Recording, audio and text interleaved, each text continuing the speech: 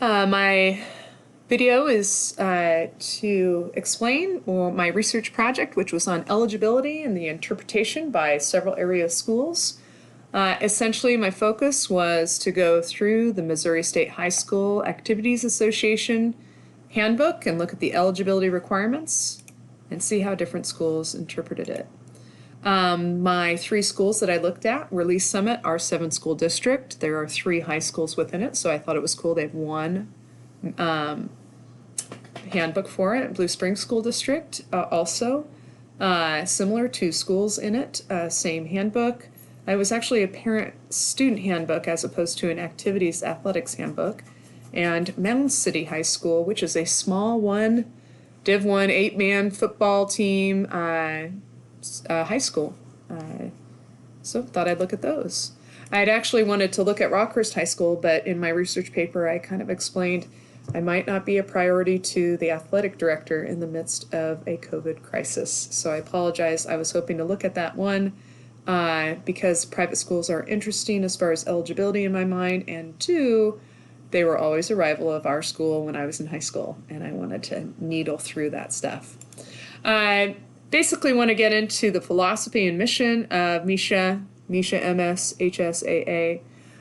Basically, getting this consistent theme, I like to think of it as the Constitution and the Declaration of Independence. The Declaration of Independence is the theory, and the Constitution is the application or the details. Both of them talk about the development of good citizenship, sportsmanship, and equitable competition. Right, and then mission is to make positive contributions to their community. An overview, we've got 6 sections. I'll be looking at 2 sections, Section 2 and Section 3. Essential bylaws for students, and then athletic bylaws or standards. Section 2 and 3 are for athletics, and Section 2 and 4 for basically activities, music, theater, speech and debate, scholar bowl, and cheer and dance teams. I wanted to do an overview of the MSHSAA standards because, one,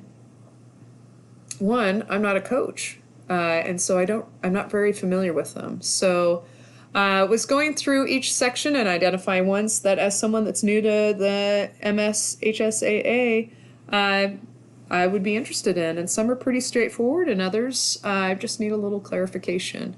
So those are the double asterisks. Bona fide students, talking about who is a true student, someone who attends class regularly and has established residency and meets minimum academic requirements. 2.2 is citizenship. It's going to talk about local school discipline, and it's got some guidelines in here: suspension, detention, unexcused absence, and expulsion, right? But also law enforcement if there are charges filed, which is an unfortunate situation, but it does happen. 2.3, academic requirements. I've actually just posted the statement of philosophy because I think it's interesting. I was a scholar athlete, but I forget that just because you might have, it says low academic ability. I wouldn't say that. A lot of things that can cause low grades and performance, it is not ability related. It's more situations in their lives. Have they moved different school districts? That'll put a student behind easy. So but I like this statement. Students with low academic ability need educational development provided through participation activities as much as students with average or above average grade or average ability. And again, I hate the ability thing, but basically school performance. So essentially, this philosophy that sports can be this part of the education process to develop character and working as a team. Okay, academic requirements, talking about basically 3 units of credit for the semester prior and current semester, or 80% of maximum of classes. For instance, we've got 7 classes in the day, and basically they can take a study hour so they can do their work. So that doesn't get credit, so they're taking 6 out of the 7 classes. Additional sections in this, I guess, subsections are items for summer school, 5th day requirement, incomplete courses, alternative schedules, and then actually 7th and 8th grade requirements. So for more detail in 2.3, it's pretty involved. 2.4, semesters of eligibility, just knowing that they've got 8 consecutive semesters available. Entering and withdrawing school, again, straightforward, 11 days, 20th day, 20th day. If you withdraw after the 20th day, right, it means you've dropped the class, but you're still a student.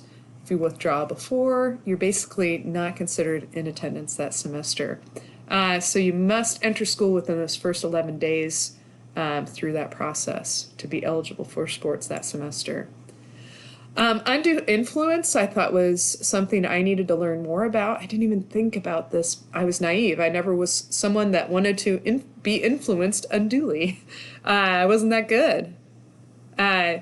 So basically trying to protect the students from undue influence, things that want to persuade or influence, and that could be anything of value.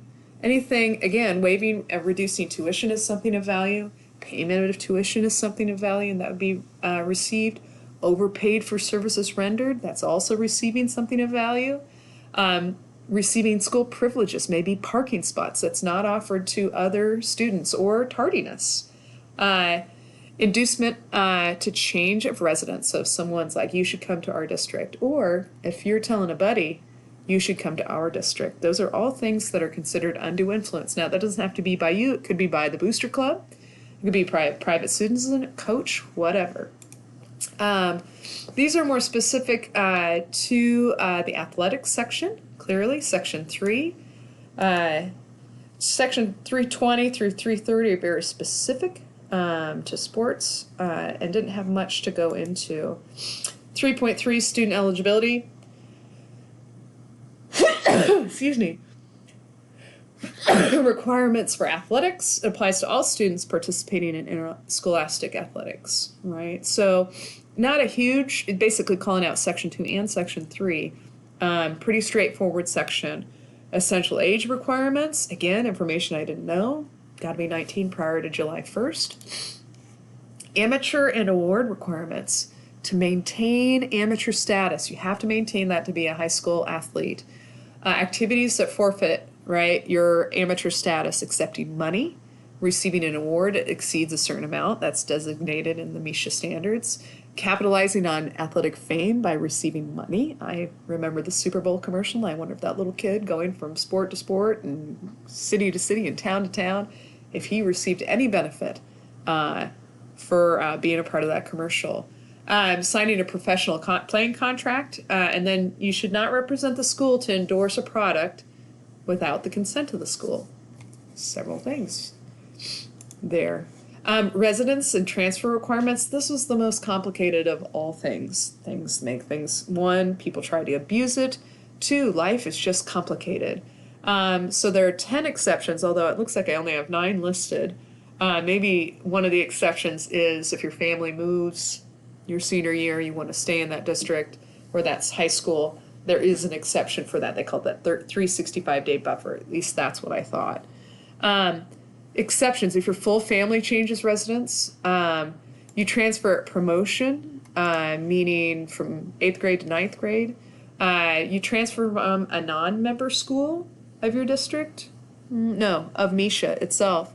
Transfer from an unaccredited school. If your school loses accreditation and they can't do after-school extracurricular activities, you can join another high school to participate. The reorganization of the district, that happens, right? That happened in Lee Summit, where the district was reorganized and some students right on that border got sent to a different school. The boarding school issue, maybe they don't have the sport represented and they can go participate elsewhere. If there's a hardship situation, maybe they had to move due to a hardship, they have some time, you can submit a waiver. Maybe extenuating circumstances allows you to stay and play, but you have to be approved by the leaders at MSHSAA. And then foreign exchange students, clearly they've changed residence. College and university conducted events, essentially no school time can be missed for travel or attendance without approval of an administrator. You can lose your eligibility if you're not coordinated with an administrator. The interesting thing about this, it's not even mentioned, right, in any of the handbooks that I looked at. And boy, those kids that love sports, they better figure that out. School district events and programs, staff student games, alumni games. Even the alumni games go towards how many games you can play in a season, so we probably don't do that. You can assist in school-sponsored intramurals, and you can help with school-sponsored instructional events without jeopardizing your eligibility. These three sections are very similar, right? To me, this applies to the club sport participant, the traveling team. We've got kids that are part of Junior Olympics. We've got students that participate in the Olympics, whether it's in season, out of season during the school year, or during the summer. Each one of these has restrictions, and it can result in ineligibility. So these are some items: organized non-school competition, club sports, and so on. There's evaluation events by private organizations instead of like colleges, and sport-specific instruction. So got to pay attention to those so you don't lose your ineligibility. Very similar. They talk about out-of-season sport conditioning and winter and spring no-contact periods, so when you're not participating during the school year. So if I were a soccer player and I was done with the soccer season, what am I eligible to do? What am I available to do as far as organized non-school competitions? And finally, summer. You've got limits on contact for high school and junior highs. There's dead periods. There's all participation must be voluntary. You got to maintain your amateur status. You've got to pay. Don't accept any gifts to apply or to attend a camp. You can do school-sponsored summer sports instruction, no problem. Non-school sponsored summer activities, so you can go attend camps, no problem. The only thing you need to know is do not use that school equipment for anything other than school events. Tournaments, meets, and multiple games. Specific rules for specific sports.